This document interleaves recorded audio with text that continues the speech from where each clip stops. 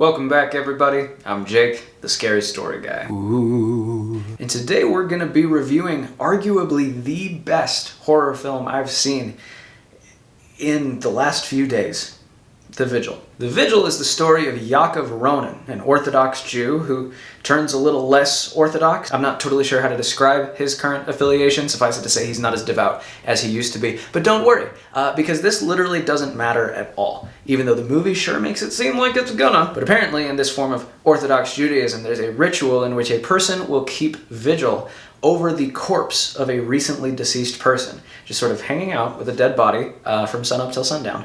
And Yaakov gets roped into doing this for a member of his old congregation. Which, before we dive into what I liked and more particularly didn't like about this film, let me just say, that's a cool premise. Because most Western horror movies that deal with possession and demons and just sort of religious themes generally, they presuppose a sort of Christian metaphysics. We viewers have just been drowning in holy water for decades now. And to me, it's surprising that we don't have as many horror movies that deal with the supernatural elements of other religions. So much of what makes things scary is that unknown factor.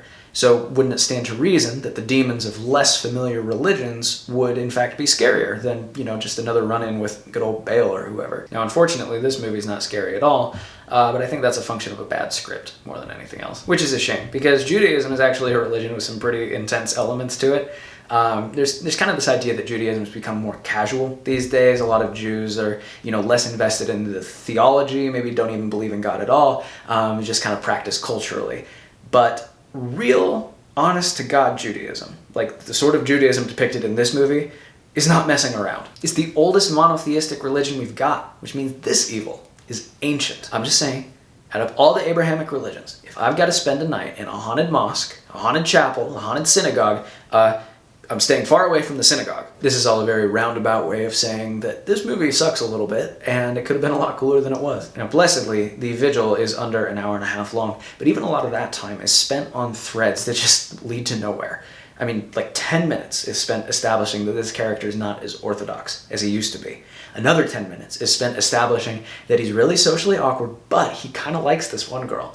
And another 10 minutes is spent establishing that there's some horrible tragedy in his past that might be important, and there's just no payoff for any of it. This is one of the more disjointed scripts I've seen in recent memory, which is astounding given the movie's length, and also the fact that it all basically takes place in just this one building. When I watch a movie, I want the director to take me by one hand, and the screenwriter to take me by another, and be like a little kid getting lifted up by his parents. They're just gonna take me on a great ride. Instead, this movie felt like I was a little kid, just trying to get his mom's attention, just tugging on her, and she gives me this little half-hearted pat, but she's just on her phone. Speaking of which, I don't think I've ever once seen a character spend more time on their phone in a movie than Yaakov does in this one. Now, obviously, I didn't like this movie. I've been fairly negative so far, but let me be clear. This is not the worst horror movie ever made. Nowhere close. I'm mostly just disappointed because the premise made it sound like it had the chance to be very cool, right? Sort of this underrated, maybe sleeper horror film.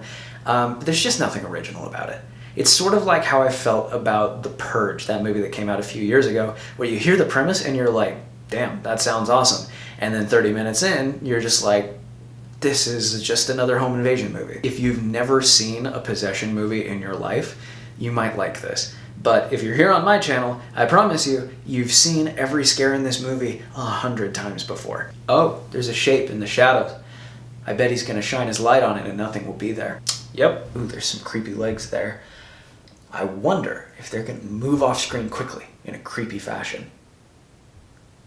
Yep, it's just the same old shit, and it didn't need to be. Now, unfortunately, I thought the last act of this movie was the worst, and without giving any spoilers, let me try and summarize why. I think the end of every horror movie should make the viewer say the word what. But how the word what is spoken is very, very important. For instance, if the end of a movie makes you say, what? What? What? Then you know something's gone right. The end of this movie, on the other hand, made me say, what? God, I'm so bad at this. Guys, this is not a terrible, horrible, no good, very bad movie. It's just aggressively ordinary. And it had a chance to be creative in a lot of ways where it just wasn't. The acting's fine, the shots are fine, the creepy atmosphere is fine. But I can already feel this movie slipping out of my memory, and I saw it like yesterday. And the only reason I even watched this in the first place is that Chris Stuckman reviewed it and liked it, and he's led me to some really great movies in the past.